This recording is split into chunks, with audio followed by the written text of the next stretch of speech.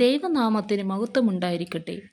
ഇന്നത്തെ എൻ്റെ ചിന്തയ്ക്ക് ഞാൻ തിരഞ്ഞെടുത്തിരിക്കുന്ന വേദഭാഗം വിശുദ്ധ മത്തായി എഴുതിയ സുവിശേഷം 15 അധ്യായം 16 മുതൽ 20 വരെയുള്ള വാക്യങ്ങളെ ആസ്പദമാക്കിയിട്ടാണ്. ഇതിൽ നിന്നും ഒരു കുറുവാക്യം വായിക്കുവാൻ ഞാൻ ആഗ്രഹിക്കുന്നു.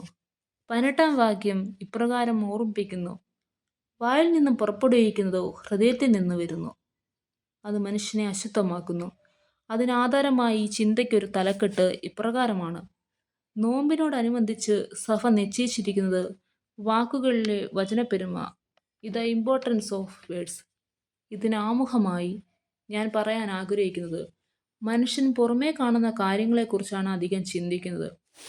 എന്നാൽ ലോകരക്ഷകനായ യേശു കർത്താവ് നമ്മെ പഠിപ്പിക്കുന്നത് നമ്മുടെ ഹൃദയമാണ് പ്രാധാന്യം എന്നുള്ളതിനെക്കുറിച്ചാണ്.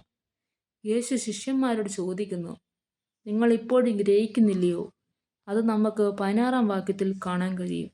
ഇതിലൂടെ യേശുവിൻ്റെ ശിഷ്യന്മാർ പോലും പലപ്പോഴും ആത്മീയ കാര്യങ്ങൾ ഗ്രഹിക്കുവാൻ ബുദ്ധിമുട്ടുന്നു എന്ന് നമുക്ക് മനസ്സിലാക്കാം. പലപ്പോഴും നമുക്ക് ചില ആത്മീയ കാര്യങ്ങൾ ഗ്രഹിക്കുവാൻ കഴിയാതെ ബുദ്ധിമുട്ടുന്ന അനുഭവം ഉണ്ടായിട്ടുണ്ട്. കാരണം നമ്മളും ഈ ശിഷ്യന്മാരെ പോലെയാണെന്ന് മനസ്സിലാക്കാം.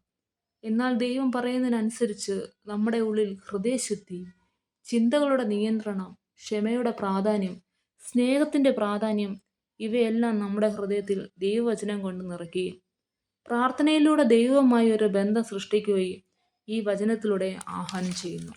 അതുകൂടാതെ ശുദ്ധ അശുദ്ധ നിയമങ്ങൾക്ക് യേശു ഒരു പുനർവായന നടത്തുന്നതാണ് ഈ ഭാഗം. ഉള്ളിലേക്ക് കടക്കുന്നവയെല്ലാം മറിച്ച് അധരങ്ങളിൽ നിന്ന് പുറപ്പെടുന്നവയാണ് നമ്മെ അശുദ്ധമാക്കുന്നത്. നമ്മുടെ അധരങ്ങളിൽ നിന്ന് പുറപ്പെടുവിക്കുന്ന വാക്ക് ശ്രദ്ധിക്കണം എന്ന് യേശു ഓർമ്മപ്പെടുത്തുന്നു.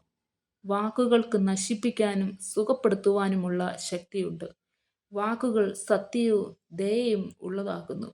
നമ്മുടെ ഹൃദയം സ്നേഹം, ദയ, അനുകമ്പ തുടങ്ങിയ നന്മകളാൽ നിറഞ്ഞതാണെങ്കിൽ നമ്മുടെ വാക്കുകളിൽ അവ പ്രതിഫലിക്കും. ഓരോ വാക്കുകൾക്ക് നമ്മുടെ ജീവിതത്തെയും ബന്ധങ്ങളെയും ലോകത്തിൽ തന്നെ രൂപപ്പെടുത്തുവാനും മാറ്റിമറിക്കുവാനുമുള്ള ശക്തിയുണ്ട്. നിങ്ങൾ കേൾപ്പാൻ വേഗതയും പറവാൻ താമസവും ഉള്ളവരായിരിക്കട്ടെ എന്ന് തിരുവചനം ഓർമ്മിപ്പിക്കുന്നു. വാക്കുകൾ ഉപയോഗിക്കുന്നതിന് മുമ്പ് പലവട്ടം ചിന്തിക്കണം. കാരണം അത് കേട്ട് മുറിവേൽക്കുന്നവർക്ക് പൊറുക്കുവാൻ മാത്രമേ കഴിയൂ, മറക്കുവാൻ കഴിയില്ല. നോമ്പിൻ്റെ രുചി നഷ്ടമാക്കുന്നത് പലപ്പോഴും നമ്മുടെ നാവാണ്.